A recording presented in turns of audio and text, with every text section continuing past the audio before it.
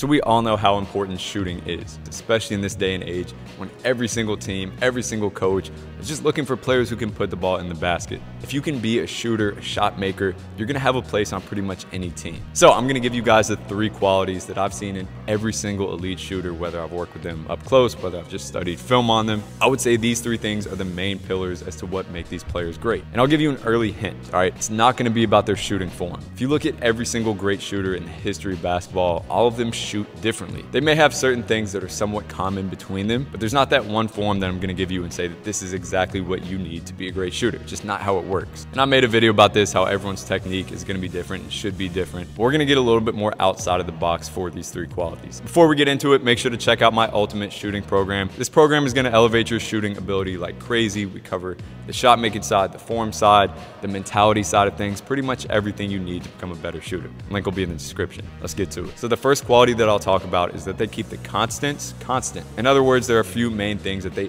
always have right. And again, this isn't necessarily form. The first constant is enough arc. The second constant is the perfect amount of power, and the third constant is a straight release. So in other words, they have enough arc to give the ball a good chance to go in the hoop. It's not too flat, it's not too high for that situation. They have enough power to be able to get it there, but not too much power, so that's the distance side of things. And then number 3, that release is straight. If you think about it, as long as the ball has enough arc to go in, it has the perfect amount of distance, and it's straight on, most shots are probably gonna go in. And the key here is that they can do it in any situation, right? It doesn't have to be the perfect technique, the perfect shot for them to keep these 3 constants constant. They're gonna be able to shoot in different ways and still keep these the same, whether they're fading, whether they're moving in different directions into that shot. Maybe they're contested and they have to slightly change their technique. Maybe they're at different distances, so deeper range, shorter range shots, different release points. Maybe it's a higher release point in the mid-range and a lower one from 3. To them, it doesn't matter because every single time they're getting the right amount of arc, the right amount of power, and they're still releasing that ball straight. Now again, realize that these aren't technical points, right? These are results of their shot. So I guess what I'm trying to say is that they have a shooting form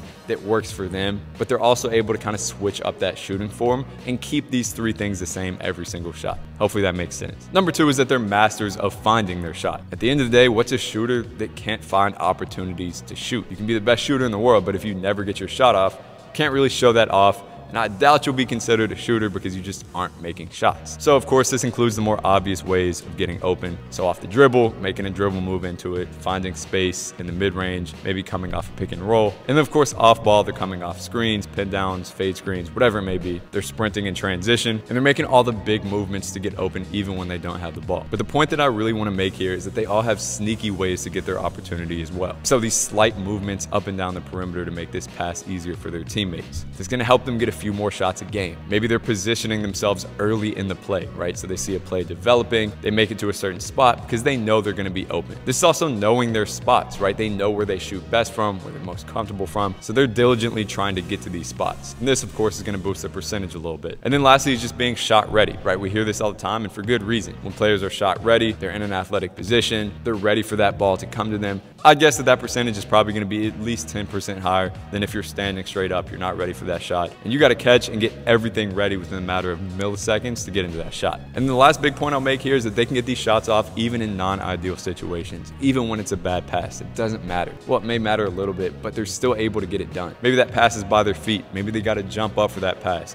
Maybe it's outside of their frame. Regardless of how they get this done, they're still able to make that shot. And that's key because you're going to get more shots than if you could only shoot off of those perfect passes. And then lastly, number 3, and maybe most important, is that they exude confidence. You can look at any of the best shooters of all time and just tell that they're a confident player. The way they're sprinting into their shots, the way they're just walking onto the court, and of course the way that they're shooting. On the flip side of this, you can tell when a player isn't really confident, right? We can tell when they're kind of overthinking, they're shooting those slow shots. They think about it for a few milliseconds before they put the ball into the air. And we don't want this. We want to be the player who's in that flow state. They're in the zone. They're just kind of catching and shooting without even thinking. We all know those players who just look confident, right? Like you can just tell when they walk on the court, they're confident. Even if they're playing like shit, they still look confident. And because of that, they're playing more confident, they're shooting confidently, not cautiously. I want you guys to think about that. Try to look as confident as you can. And if you can start to exude confidence as a hooper, not only are you just playing without thinking as much, you're also showing your teammates and the other team that you're confident as a shooter. I've had players, and it's happened to me before, where somebody's missed the first 3 or 4 shots of the game, and there's no scouting report on them, but the other team is like, yo, that's a shooter, make sure to step up. That's because even though they're missing, they look like a shooter. They're just giving off that vibe of confidence. And if you can do that, again, it's not only gonna help your own shooting percentage, but it's gonna help your teammates get easy opportunities, and it's gonna open up other stuff in your game just by defenders closing out a little bit more. So if you're interested in how to actually build up these three things, these three qualities, definitely make sure to check out the Ultimate Shooting Program. If you can't, of course, that's fine. I'm always putting out free content as well. I want to make sure that you guys are always able to reach your max potential as a hooper, and I'll do anything I can to get you there. As always, thanks for tuning in. Until next time.